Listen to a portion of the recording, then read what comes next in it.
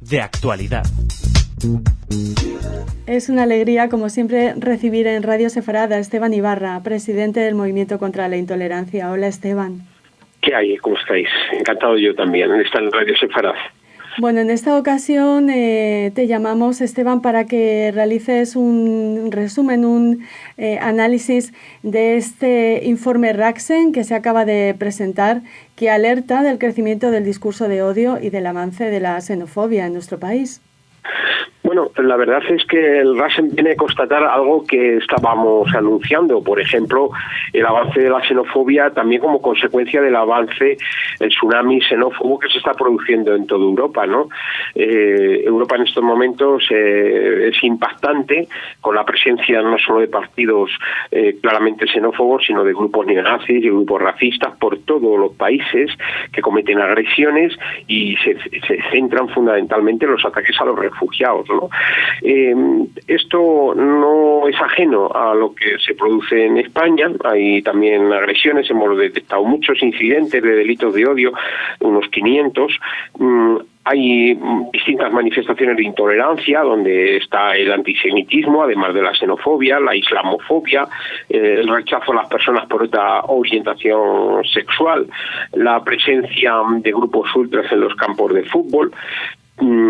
Pero lo que más nos ha llamado la atención ha sido la presencia del discurso de odio, el hate speech, que es conocido en todo el mundo, en Internet y en las redes sociales. Desde ahí se está alentando enormemente al racismo, a la xenofobia, al antisemitismo, al antigitanismo y a otras formas de intolerancia. Es como una pista deslizante por donde estamos hablando de miles y miles de mensajes a través de tweets, a través del Facebook, a través de, en general, las redes sociales. Y no sé cómo se puede en estos momentos parar esa oleada, pero tenemos un problema muy grave. Lo primero y principal es diagnosticar este problema y señalarlo, ¿no? Y que todas las instituciones y organismos interesados sean conscientes de este problema, de este auge del discurso del odio. Es que es lo que también llama poderosamente la atención, que está ahí y parece que no lo perciben. No es normal que no se perciba todo esto, porque yo creo que todo el mundo en estos momentos es consciente de este problema. Es decir, se está planteando además un lenguaje basado en la intolerancia, en la negación de la otra persona, en una dialéctica donde se normaliza la violencia, se normaliza la agresividad.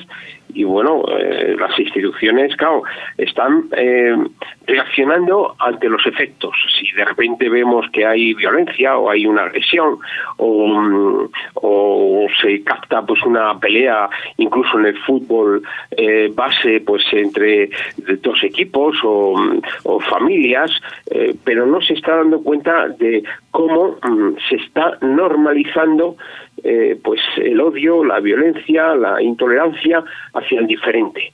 Y ese diferente puede ser por muchas cosas, por identidades, por pertenecer a minorías, pero también por tener identidades enfrentadas, ¿no? Si esto no lo acometemos, pues estamos viviendo un proceso de quiebra ética que va mucho más allá de una crisis económica o política de coyuntura, ¿no? Se está golpeando precisamente los valores de convivencia, se está fraccionando la cohesión social y vamos caminando hacia una especie de jungla del todos contra todos y del vale todo. Y eso se ve muy bien, sobre todo en los tweets y en las redes sociales, ¿no? Ese vale todo donde ya no se discute un argumento político, teórico, ideológico, se ataca a la persona, se daña a la persona, se insulta, se la humilla, se la veja.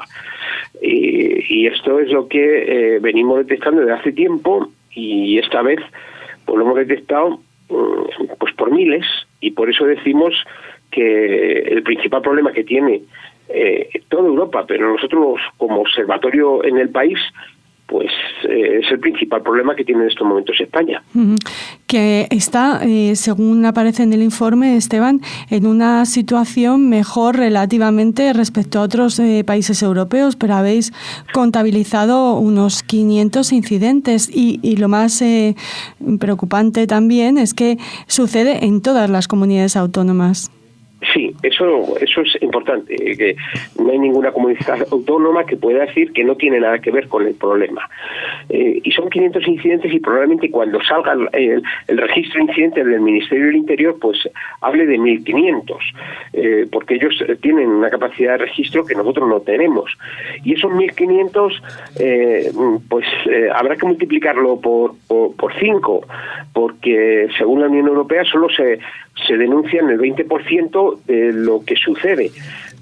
Por tanto, si se produce eso así, pues estaremos hablando de 6.000, 7.000 incidentes. De hecho, nosotros hablamos de una estimación que hicimos hace ya tiempo, de unos 4.000, y hablamos de una horquilla de entre 4.000 y 6.500. ¿Son muchos o son pocos?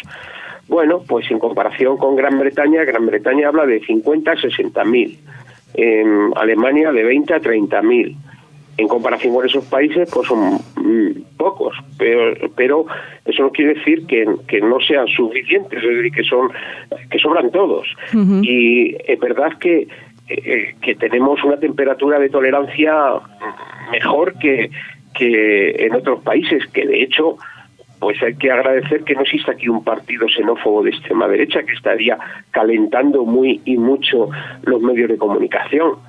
En ese sentido estamos mejor relativamente, pero eso no quiere decir que no tengamos el problema, porque a mí lo que me asusta es que no haya una disposición efectiva institucional para acometerlo con firmeza, a buscar la erradicación. Es verdad que se han dado pasos importantes, también lo reflejamos en el informe, como puede ser las fiscalías de delitos de odio, la reforma del Código Penal, fundamentalmente en el artículo 510, que habla de la incitación directa o indirecta al odio, la hostilidad, la discriminación y la violencia.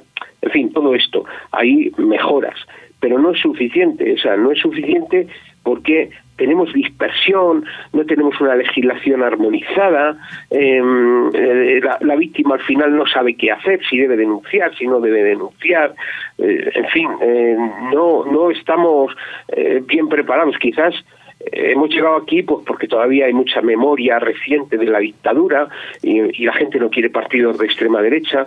Es decir, tenemos un tiempo para aprovecharlo, para adoptar las medidas preventivas y cautelares necesarias.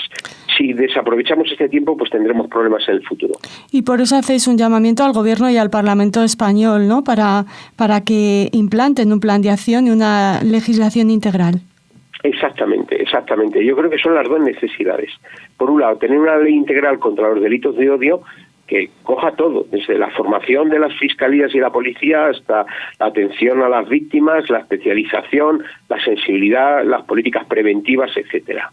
Pero luego también necesitamos un plan de acción integral, y ese plan de acción tiene que ir a la educación, a la sanidad, en fin, a todos y cada uno de los ámbitos que afectan al problema del discurso y el delito de odio y su consecuencia, que son víctimas.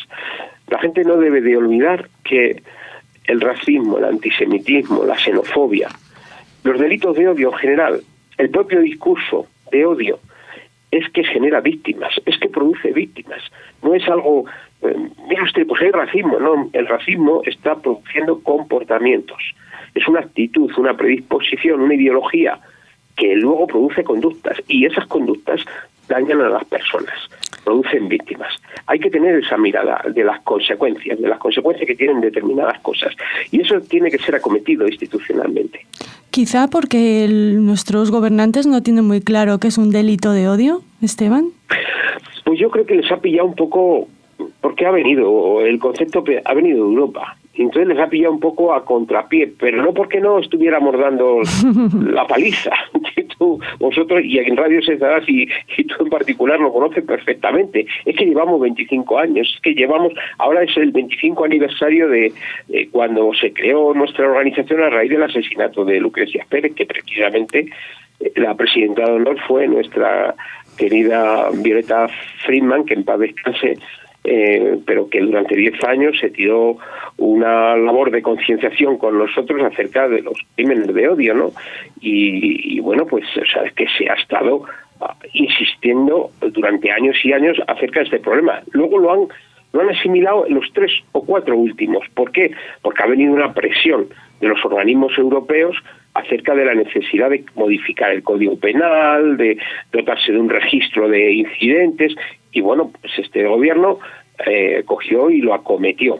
Pero en general, desde el año 90 han sido poco proactivos, digámoslo así, para encarar el problema. Ahí la sociedad civil, en concreto organizaciones no gubernamentales como pues la Federación de Comunidades Judías, sin ir más lejos, o nosotros mismos, que hemos trabajado mucho juntos, pues hemos sido muy activos en comparación con las instituciones y los propios gobiernos, sea central o sean los autonómicos y locales. Esteban, sin ser ajenos, por supuesto, a otros grupos, ¿dónde encontramos el foco principal del antisemitismo en nuestro país? Nosotros tenemos varios antisemitismos, ¿no? Por ejemplo, hay un antisemitismo de naturaleza política y de extrema izquierda, izquierdista, que está ahora mismo cuestionando, se centra en el tema de la negación del derecho a la existencia del Estado de Israel. Entonces esto es un daño continuado en propaganda, agitación, etcétera. Un ejemplo de ello ha sido el BDS. Para mí el BDS pues hace una práctica claramente antisemita. Pero luego en el otro polo tenemos una actividad permanente, incesante, histórica de las organizaciones neonazis. Estos tienen una presencia en Internet que es bárbara. Hablando en términos de la hispanolengua, que no solo nos quedamos en el nivel de España, sino en América Latina y en el conjunto de los países de lengua hispana, pues su proyección en Internet es bárbara, es lo más tremendo que he visto yo en todos los órdenes, ¿no? Son miles y miles y miles páginas y reactualizaciones del discurso. Ahora ya no hablan, por ejemplo, para la gente que nos escuche, ya no hablan de los protocolos de Sion, que siguen hablándolo, pero no es el elemento central. Ahora hablan del plan Kalergi, que es un plan para la destrucción de la raza blanca en Europa, donde pues el poder judío encubierto, personalizado además en el diplomático Kalergi, amigo de Albert Einstein, pues diseñó la Unión Europea con el único fin de acabar con la raza blanca en Europa. Bueno, cosas así que dice uno, pero ¿cómo se puede decir barbaridades de esa envergadura? Ya, pero impactan en chavales y chicas de 14 y 15 años.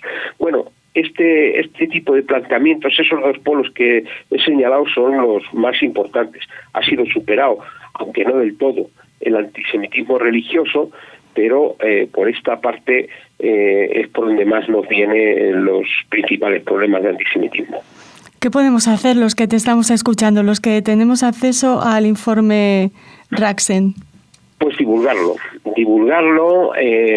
animar a la gente a denunciar, a usar las fiscalías de delitos de odio denunciando las páginas web, o incluso si no consideran que les da algún tipo de reparo, digamos personalizar la denuncia, pues aprovechar la cobertura de nuestra organización y a la página, a la dirección electrónica denuncia mci.gmail.com, pues mandarnos lo que detecten, pero no estar quietos, no estar pasivos y también hablar y argumentar e impedir que nuestros jóvenes, nuestros entornos y mayores pues deriven hacia posiciones antisemitas y no callar, sobre todo no callar.